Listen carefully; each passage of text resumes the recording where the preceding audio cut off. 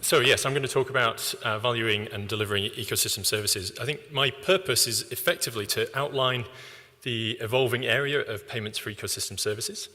I want to highlight that there are opportunities, and I guess my key message is essentially that, that members should watch this space because there will be opportunities to get involved.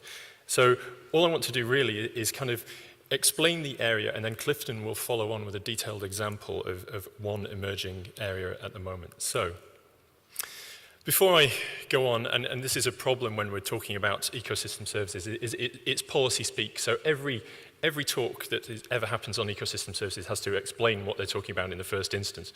So I'm afraid I'm no different. So ecosystem services are effectively defined very simply as services provided by the natural environment that benefit people. Now, that's all still quite opaque, so that's been broken down into a further set of descriptions. So there's supporting ecosystem services, provisioning, regulating, and cultural ecosystem services. So let's just go through a few of those just to provide illustrations of what I'm actually talking about. So grass for grazing animals, drinking water or fresh water for drinking, timber for fuel wood, for example, provisioning services.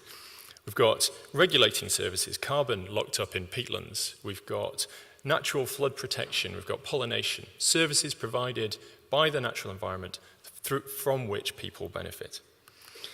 Cultural services, slightly more sort of diffuse idea, but generally the natural environment provides opportunities for wildlife watching, for recreational fishing, for access to enjoy the countryside.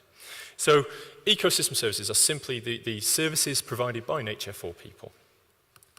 Now, where do markets come in? Now, many people will be sitting in the audience saying, well, that's all very well and good. That's what I do. I'm delivering ecosystem services. And that's entirely right. And the question then is, okay, well, you know, what role am I playing here? So frequently, although there is this idea of ecosystem services, they're not delivered in any straightforward way to people, to society generally. Landowners, land managers play a critical role in the delivery of those services.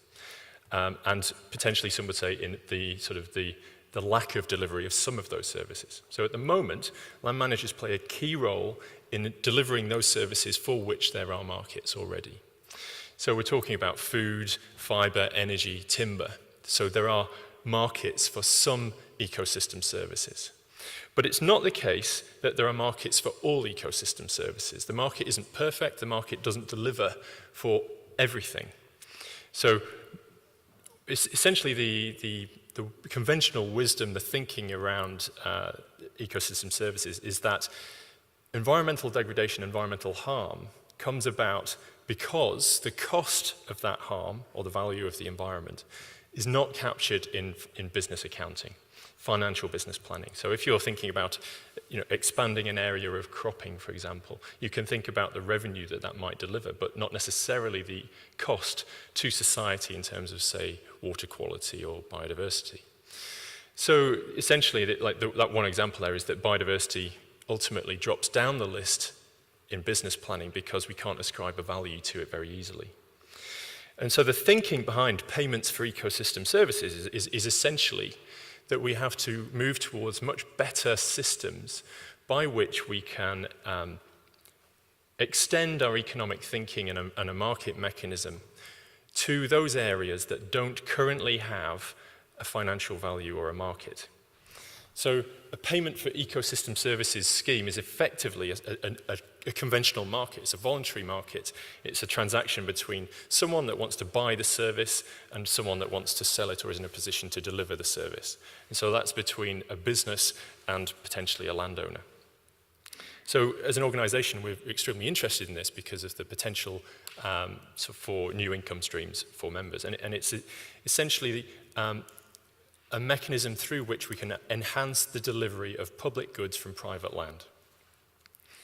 So let's try and pin this down through an example. And this one example, it refers to watershed services, but broadly you talk about water quality, flood risk management, and so on. You've got a sort of an upstream community, a land management community managing the uplands in a way that potentially has an impact on lower downstream users. At the moment, there is no real transaction between those two, the deliverer and the sort of the user of the service.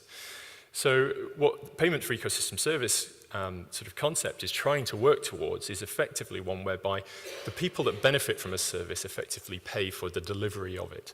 At the moment, the argument would be that those upstream, because they're not necessarily accounting for all ecosystem services, are not managing for the entirety of those services, and therefore some people downstream have to suffer the consequences, and we think about flooding as an example.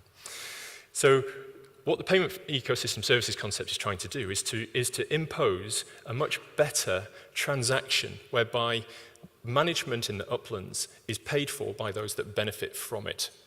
And a system has to be put in place whereby those that are managing the uplands can see that there is a potential revenue stream from changing what they currently do to deliver a wider set of outcomes.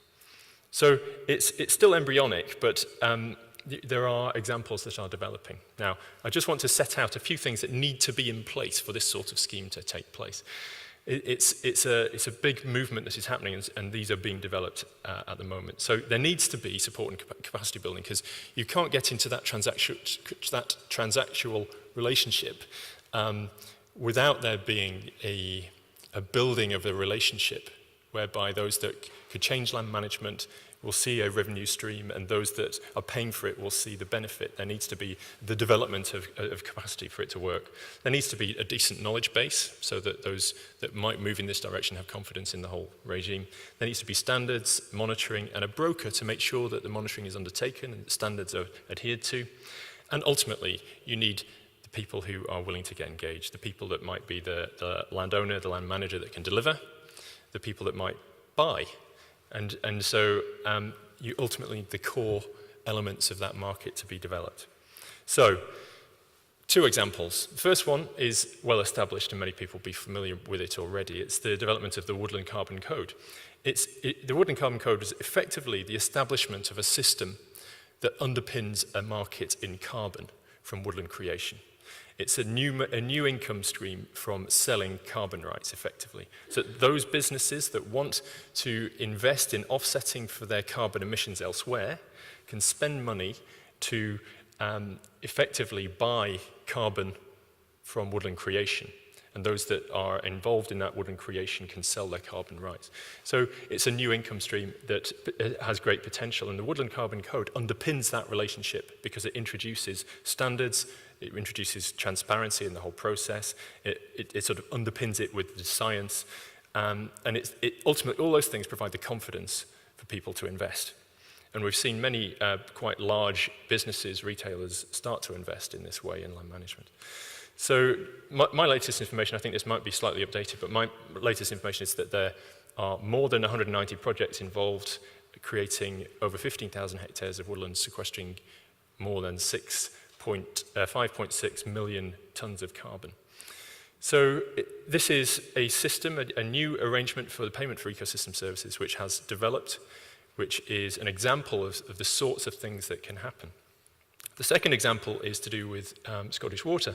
Scottish Water invests a large amount of money in the treatment of water before its use. And they have developed an incentive scheme whereby they are willing to encourage land managers to change behavior so that they don't have to invest so heavily in treating the water before it's used. So again, it's simply a different way of doing things which delivers the financial reward to the land manager in a way that rewards them for the change in management and the delivery of public goods. So now a couple of slides before I hand over to Clifton. In raising ecosystem services as an opportunity, I can't pass over without highlighting and acknowledging that there are challenges. So if there isn't already a market, how do you ascribe a value? So valuation is a really important and critical issue. There needs to be the scientific underpinning, and science continues to evolve. There needs to be an independent person or group or agency, institution that provides the confidence that acts between the buyer and the seller and provides the confidence to both that the system will work. The buyer needs to know that if they invest a certain amount of money, that they will get a certain outcome. And the seller needs to know that if they undertake a certain form of land management, it will realize a certain value. So there's a whole set of challenges here. But ultimately, one of the key points here is that this can't just emerge. It has to be trialed. It has to be, small pilots have to be rolled out, so that we need early adopters. And that's one of the challenges, is people that are willing to give it a go. Because it might not necessarily be totally clear what revenue would be realizable in the short term at the start of this process, but we do need people that will be able to push forward and think, actually, this might go somewhere, and I'm willing to be open to it. So there are challenges, but they are being addressed. So last two slides, and I just want to flag two points of this one. And it's one of my messages, is that Payments for Ecosystem Services agenda is potentially a real opportunity.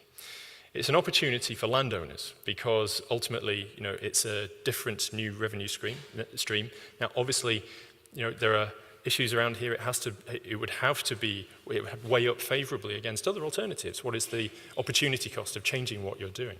So, there are potential opportunities for income diversification, and it's worth exploring. And then the second point I want to highlight is the opportunity for the policy community. That's a bit of a diffuse phase, but think government. This is an opportunity whereby private investment can ultimately supplement already overstretched public funds. When I go into many meetings in government stakeholder groups, it's invariably the case that the government is simply looked to as the organisation that, or the institution that can give the money. We want government to pay for this. And okay, there is a role for that. But in this particular case, there could easily be an opportunity whereby it's possible to do things without the government having to pay. And this could be a private sector delivery of public benefit. And then I guess my final slide is a message to everyone to watch this carefully. It's quickly evolving, and this is key, it's an opportunity where landowners and land managers can potentially, at the same time, get involved in new market opportunities and deliver enhanced benefits to society. Now, in the current political context, that's got to be a good thing. I'll leave it there and pass over to Clifton.